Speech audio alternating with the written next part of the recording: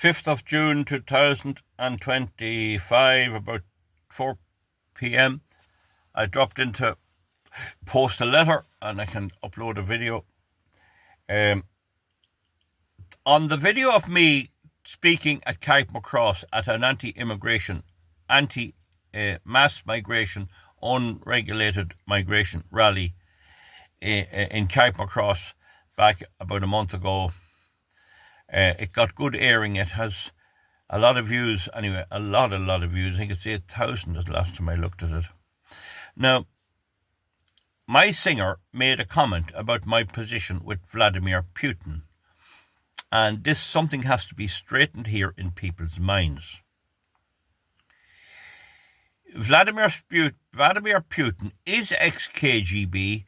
He was given the clap on the back by Boris Yeltsin, who was an alcoholic, though he had good intentions. And he rose to prominence and got elected in the last election, but almost certainly killed a good few opponents.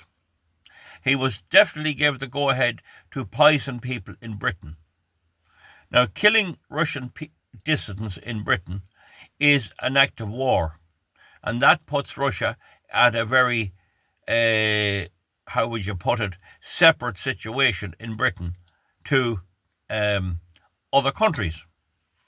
Now, that's not to say that Britain doesn't commit atrocities and terrorism abroad as well, and it's not to say that the United States doesn't do it. The Irish wouldn't do it because they wouldn't have the brains, really, that's the point. They wouldn't have the courage. Now, the thing is, no matter how he's appointed, we have to look at the plight of the people he was facing in the Ukraine crisis. And we must remember that the Americans under Bill Clinton met Mikhail Gorbachev, who was a decent man in Russia, and gave him a guarantee that NATO would not extend and expand into Europe in 1991. Not an inch, they said, that just leave the situation alone and everyone get along. America broke that deal. They reneged on a deal. And when you renege on a deal, I don't like you too well. A deal is a deal in my book. So the Americans are liars and thieves and will just say whatever suits them on the particular occasion. Now, you can't tar all the actions of Putin based on what he is and who he is. He was faced with a situation where a perfectly legitimate, elected and very sensible government was overthrown by Victoria Nuland, a semi-criminal American diplomat. She tried the same in the Sahel area of Africa, in Burkina Faso and Nigeria, and she got run out of town. The British supported that, so they overthrew the legitimate government. As a result, Putin took over the Crimea, and nobody did anything about it.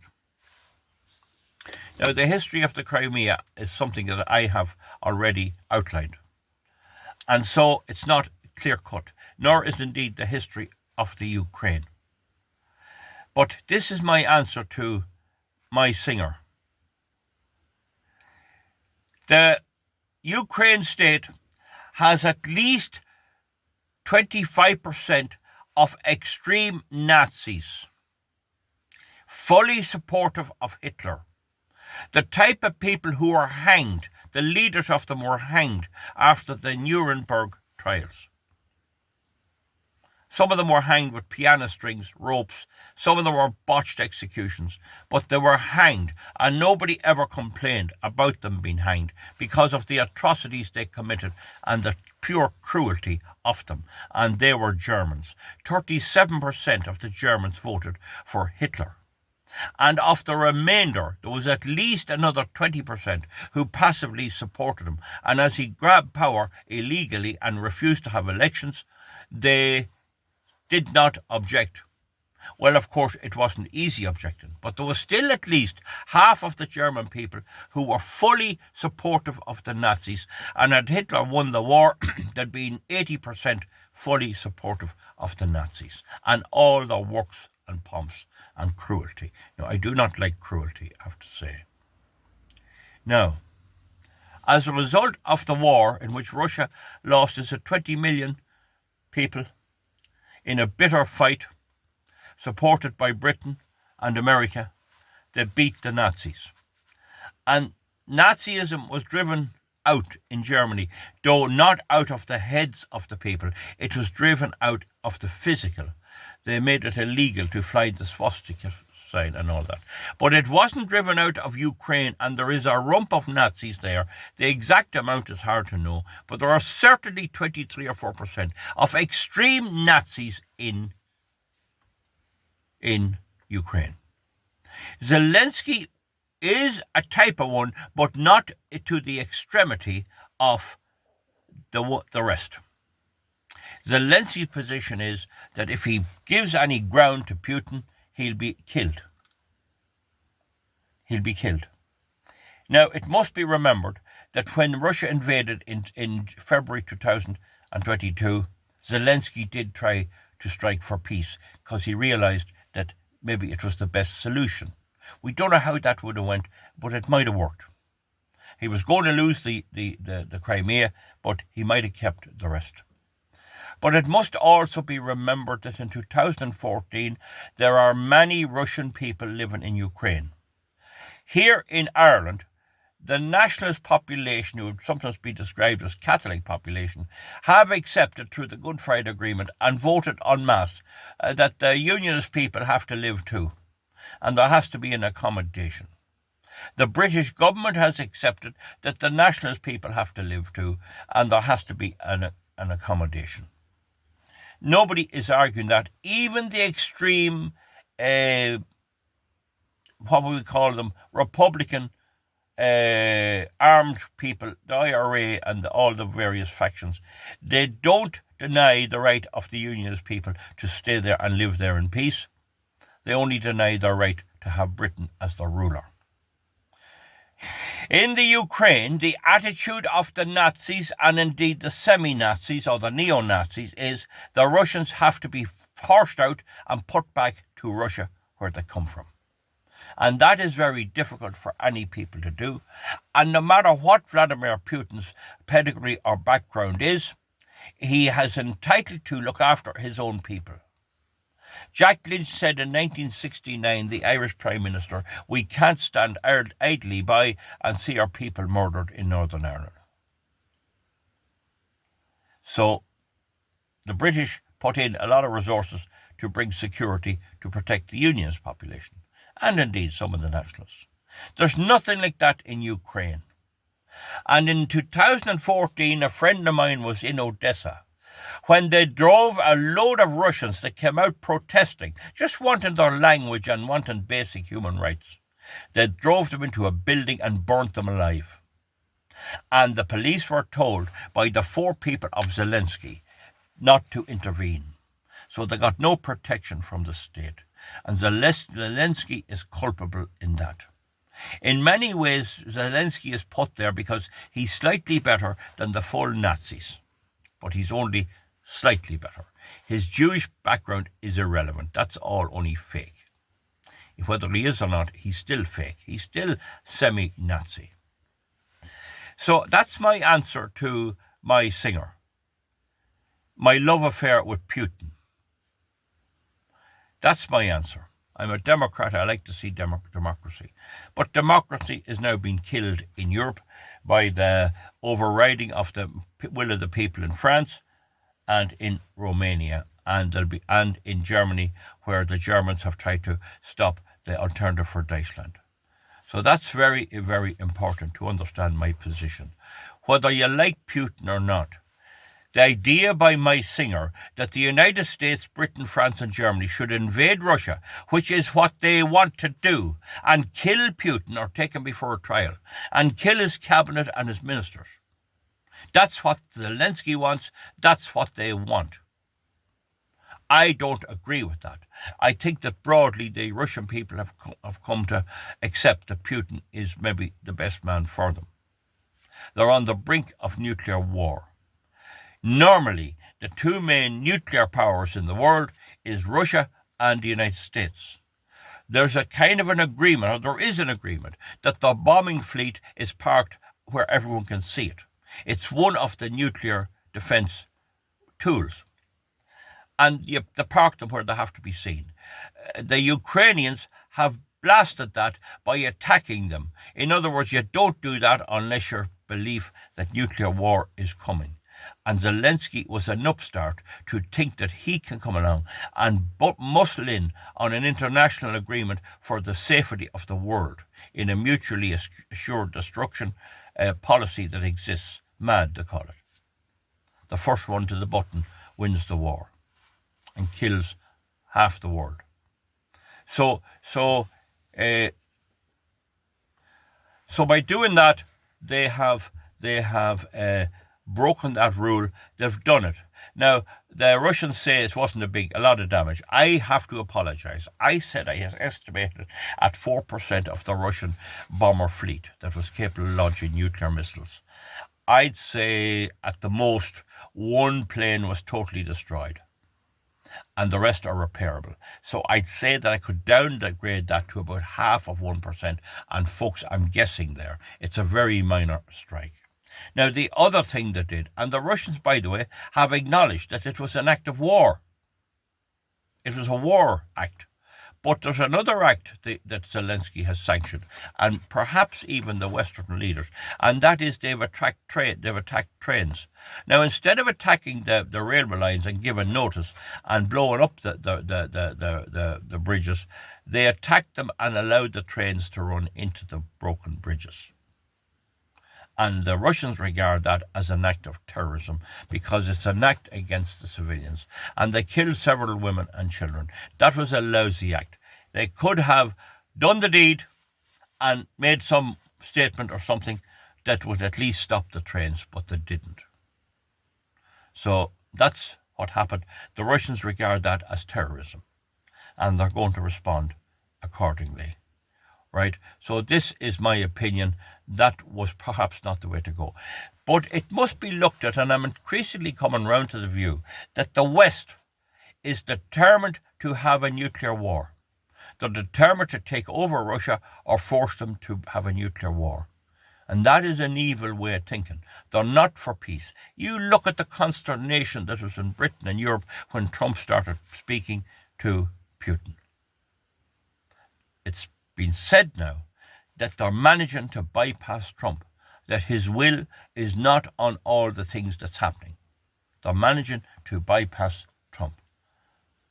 There's a John Bolton on there doing videos.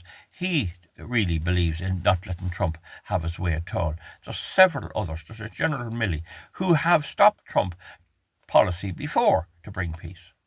So we must look at it from the evidence we have.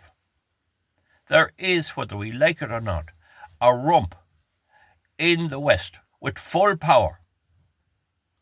And they're extremely dangerous. They want war. It could be argued that the Second World War could have been prevented if they had to go about it differently. But they want war, and we're due a war. And I make the point to try and alert the Irish people. We do not, no matter what my singer says, if he thinks he'll get the Americans in to fight Putin, all right, off you go. If he thinks he'll get the British in to fight Putin. But why should the Irish be going in to fight Putin? Just to placate Ursula von der Leyen. And this Merckx fella, he is behaving very like Nazis. Don't ever forget the Nazis were socialists, National Socialist Workers' Party of Germany. Hitler was a socialist. That's what that means. So when you look at it like that, all the Russians wanted was to have peace in Ukraine, no NATO. And what's Zelensky begging the West for? I want my country brought into NATO. That's what he wants. They don't care a dime. And I think that if they had to play it right, Ukraine wouldn't have its territory taken. And even if they had to amend it halfway, all that have lost is the Ukraine. It looks to me like all the eastern provinces is gone and never coming back. And it also looks to me that Odessa and even Kiev may be hit. Someone then criticised me, it was Joe Hayes, for advising Putin what to do, saying I wouldn't do it and then doing it. I'm saying that there's definitely going to be some retaliation because he said that for these attacks. But I don't want to give me exact thoughts on what I would do. Because if I said, for example, to bomb Monaco, right? Monaco. Or we'll say Dublin Bay South that elects the Greens with a non-nuclear weapon, and he does that, I'll be blamed. So I can't be saying go and bomb this and bomb that. Because you can't promote war like that. But if they manage to get that Zelensky fella and bring him across and put him into Siberia for 40 years, I would lose no sleep. Lose no sleep. It is an absolute disgrace that Europe, the United States, is isolating Russia economically when you consider all we could have by having the manufacturing of the Russians, by having their raw resources, their minerals and all of that, and work for the benefit of all the peoples, Christian peoples. No, these rascals, these left-wing globalist, LGBTQ, free speech haters, anti-democratic EU and the American Democratic Party and Starmer don't want any of that. They want to drive us back to the horse and cart. Their climate change baloney was designed to drive us back to the horse and cart.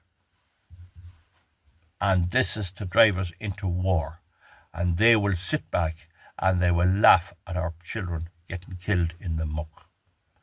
Look up Bob Dylan's song, "Come ye masters of war, you that build all the guns, all the bombs, you that build all the tanks, you that build all the guns." And what he says about them, you're not worth the blood that flows down your veins, through your veins. And I hope that you die, and I hope you die soon. And I'll go to your funeral follow your casket on a grey afternoon. And I'll stand by your graveside as they lay you in your deathbed, and I'll stand there all night to make sure that you're dead. War is not good for anyone, and tough people hate war, and Trump hates war. He likes to build. I believe Putin hates war. And they have war starting anywhere they could, and it's killing them that they can't get Africa back and have war there, hunger and starvation, and preach to us that it's climate change. Whereas what the Africans did with Victoria Nuland, they horsed her to hell out of there.